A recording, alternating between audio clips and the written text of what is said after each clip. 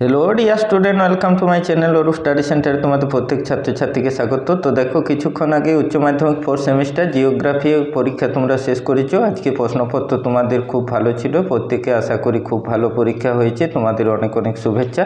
তো দেখো, আমি সেই প্রশ্নপত্রটি নিয়ে এসেছি, সম্পূর্ণ তোমাদের যে 2 নাম্বার 3 নাম্বার 5 নাম্বারের প্রশ্নগুলি আছে সেগুলি আমি দেখিয়ে দিচ্ছি। যে সকল শিক্ষক অভিভাবকরা দেখছেন প্রশ্নপত্রটি দেখে নিন কেমন হয়েছে নতুন সিলেবাসের 4th সেমিস্টারের যে প্রশ্নপত্র। তো আমি সেগুলি তুলে ধরছি। আর 2 নম্বরের যে প্রশ্নগুলি তোমাদের ছিল সেগুলির অ্যান্সারগুলি আমি সংক্ষেপে কিছুটা করে দিয়েছি, তোমরা দেখো, উত্তরগুলি মিলিয়ে নাও।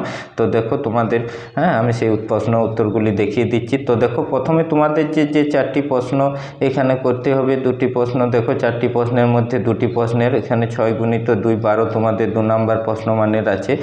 অবশ্যই সেই প্রশ্নগুলি তোমরা দেখো। পুরোদেশীয় বাঁধ কাকে বলে তোমরা জানো, করেছো। পুরোদেশীয় বাঁধ হলো একটি প্রাকৃতিক বাঁধ যা নদীর গতিপথে সমান্তরালে পলি জমে তৈরি হয়। সাধারণত নদীর দুপাশে বন্যাপ্রবণ অঞ্চলে এই বাঁধেই দেখা যায়। কেমন? তারপর দেখো, যে বিয়ের দাগে কোশ্চেনটি তোমাদের ছিল, পেডিমেন্ট বলতে কি বুঝো। তো পেডিমেন্ট হলো মরু বা শুষ্ক অঞ্চলে পর্বতের পাদদেশে সৃষ্ট একটি মৃদু ঢালু সমতল ভূমি। এটি মূলত পর্বতের ক্ষয়প্রাপ্ত যে শিলাচূর্ণ ও পলিমাটি দিয়ে তৈরি হয়। তারপর দেখো, তোমাদের সিয়ের দাগে ইনসিটু যেটা এবং এক্সিটু সংরক্ষণ বলতে কি বুঝে আছে। এই প্রক্রিয়াটা তোমরা জানো। এই পদ্ধতিতে উদ্ভিদ প্রাণীদের তাদের প্রাকৃতিক আবাসস্থলে সংরক্ষণ করা হয়, যেমন জাতীয় উদ্যান। আবার যেটা এক্সিটু সংরক্ষণ, এই পদ্ধতিতে উদ্ভিদ প্রাণীদের যে প্রাকৃতিক আবাসস্থলে বাইরে সংরক্ষণ করা হয়, এগুলো তোমরা জানো, চিড়িয়াখানা যেমন। তারপর ডিএ দেখো, ঘূর্ণবাতের চক্ষু কাকে বলে, খুব সোজা কোশ্চেন। ঘূর্ণবাতের চক্ষু হলো একটি পূর্ণাঙ্গ ক্রান্তীয় ঘূর্ণিঝড়ের কেন্দ্রস্থলে যে কেন্দ্রে শান্ত মেরুমুক্ত অঞ্চলকে ঘূর্ণবাতের চক্ষু বলা হয়। বিস্তারিত তোমরা লিখবে 2-এর জন্য। তারপর দেখো, কাম্য জনসংখ্যা বলতে কি বুঝো। 2-এর দাগের যে 4টির মধ্যে তোমাদের দেখো 2টি করতে হবে।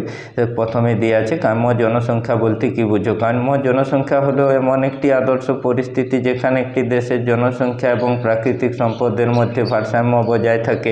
2-এ দেখো, তোমাদের যে মানব দারিদ্র সূচক কি।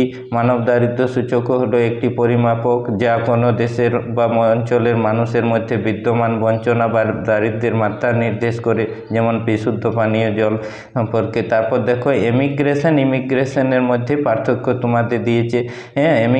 ইমিগ্রেশন এর অর্থ হলো অন্য দেশে অন্য কোনো দেশ থেকে একটি নির্দিষ্ট দেশে এসে স্থায়ীভাবে বসবাস করা।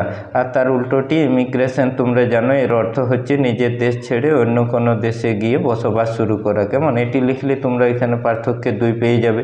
পরের যে মানব কল্যাণমূলক দৃষ্টিভঙ্গির যে কোনো 2টি বৈশিষ্ট্য তোমাদের দিয়েছে।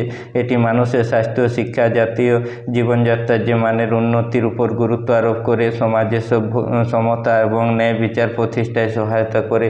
তো এই ছিল তোমাদের দেখো এই পেজের। তারপরের পেজের যে 2 নম্বর প্রশ্নমানের প্রশ্নগুলি আছে সেগুলি আমি দেখিয়ে দিচ্ছি। দেখো, 3-এর দাগের যে তোমাদের 2টি প্রশ্নের উত্তর লিখতে হবে। 2টি পেট্রো রসায়ন শিল্প ভারতের শিল্পকেন্দ্রের নাম হলদিয়া, ট্রম্বে তোমরা লিখেছো। স্থিতিশীল উন্নয়ন বলতে কি বুঝো জানো।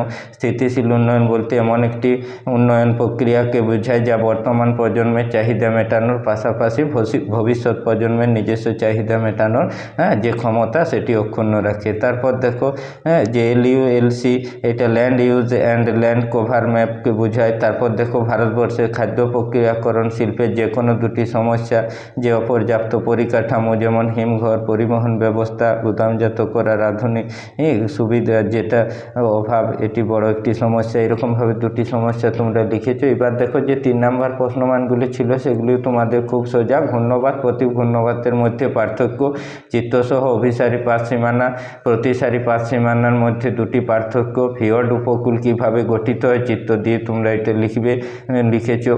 নদীর পুনর্যৌবন লাভ কি, এটি এর বিভিন্ন ধরনের উল্লেখ করো। খুব ভালো কোশ্চেন। তারপরে দেখো, যে 5-এর দাগে যেটা মেলথাস প্রদত্ত জনসংখ্যা বৃদ্ধির তথ্যটি সংক্ষেপে আলোচনা দিয়েছে।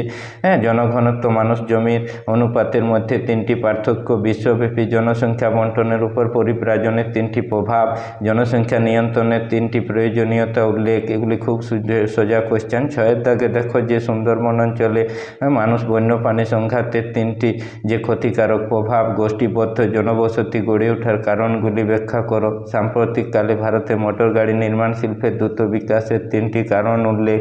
পশ্চিমবঙ্গের যে আর্সেনিক দূষণ রোধ গৃহীত 3টি ব্যবস্থা উল্লেখ করতে বলেছে, এগুলি তোমরা তোমরা পেরেছো। তারপর দেখো 5-এর যে বড় কোশ্চেনগুলি ছিল সেই কোশ্চেনগুলি আমি দেখিয়ে দিচ্ছি।